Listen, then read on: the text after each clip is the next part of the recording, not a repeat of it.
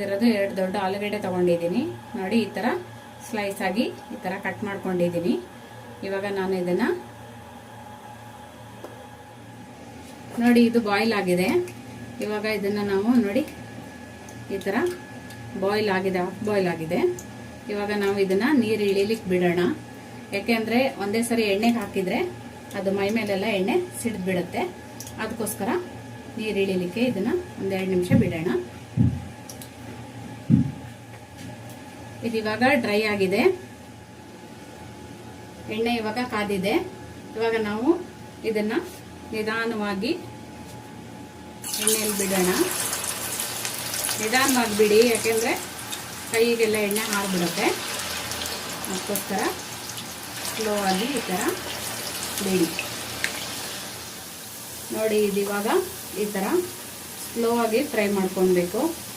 ಎಣ್ಣೆನ ಚೆನ್ನಾಗಿ ಕಾಸ್ಕೊಂಡ್ಬಿಟ್ಟು ಆಮೇಲೆ ಗ್ಯಾಸ್ನ ಸ್ಲೋ ಮಾಡ್ಕೊಬಿಡ್ಬೇಕು. ಇಲ್ಲಾಂದ್ರೆ ಏನಾಗುತ್ತೆ, ಆಲೂಗಡ್ಡೆ ಎಲ್ಲ ಸೀದಾಗ್ಬಿಡುತ್ತೆ. ಫಾಸ್ಟಾಗಿ ಗ್ಯಾಸ್ ಇಟ್ಕೊಂಡ್ರೆ ಆಲೂಗಡ್ಡೆನೂ ಸೀದೋಗ್ಬಿಡುತ್ತೆ. ಸೊ ಅದಕ್ಕೋಸ್ಕರ ಈ ಥರ ನಿಧಾನವಾಗಿ ಫ್ರೈ ಮಾಡ್ಕೊಳ್ಬೇಕು.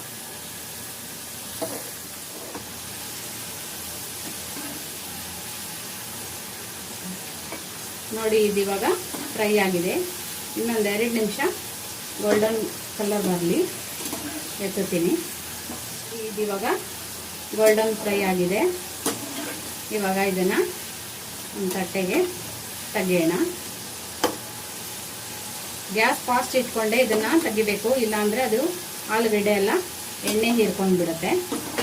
ಈ ಥರ ಗ್ಯಾಸ್ ಫಾಸ್ಟಲ್ಲೇ ಇಟ್ಕೊಂಡು ಈ ಥರ ತಗೊಳ್ಬೇಕು ನಾವು. ನೋಡಿ, ಇದು ಇವಾಗ ಫ್ರೈ ಆಗಿದೆ. ಇದಕ್ಕೆ ಇವಾಗ ನಾವು ಉಪ್ಪು ಹಾಕೋಣ. ಯಾಕಂದರೆ ಜಾಸ್ತಿ ಉಪ್ಪು ಹಾಕೋದು ಬೇಡ, ಆವಾಗಲೇ ನಾವು ಉಪ್ಪು ಆ್ಯಡ್ ಮಾಡಿದ್ವಿ. ಸೊ ಅದರಿಂದ ಸ್ವಲ್ಪ ಉಪ್ಪು ಹಾಕೋಣ. ಖಾರ ಪುಡಿ, ಸ್ವಲ್ಪ ಗರಂ ಮಸಾಲ ನಿಮಗೆ ಬೇಕಾದರೆ ಹಾಕೊಳ್ಳಿ, ಇಲ್ಲಾಂದರೆ ಸ್ಕಿಪ್ ಮಾಡಿ. ಈ ಥರ ಇದನ್ನು ಚೆನ್ನಾಗೆಲ್ಲ ಮಿಕ್ಸ್ ಮಾಡ್ಕೋಬೇಕು.